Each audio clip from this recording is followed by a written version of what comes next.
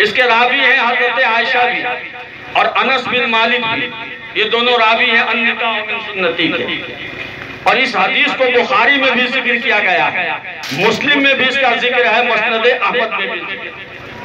और जो फमन राग़िब अन सुन्नती फलैसा मिन्नी है, इसके रावी हजरत साद इब्न अबी वक्कास है। दारमी ने इसको जिक्र किया। ये दो हदीस है, लेकिन दो हदीस को एक जगह मिलाकर क्यों बोला जाता है और दो हदीस को मिलाकर एक जगह क्यों लिखा जाता है? अगर हम एक जगह मिलाकर लिखते हैं और बोलते हैं तो इसका मतलब ये हुआ कि अन निकाह मिन सुन्नती फमन रग़िब अन सुन्नती फलैसा मिन्नी। निकाह मेरी सुन्नत है और जिसने मेरी सुन्नत से मुंह मोड़ा उसका मुझसे कोई ताल्लुक नहीं। यही तर्जुमा है। अगर हम ये तर्जुमा करें इस हदीस का, यही मतलब है, मिला के पढ़ें।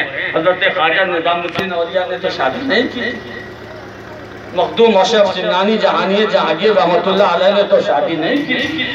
ये दो क्या हजारों ऐसे अल्लाह के वली हैं जिन्होंने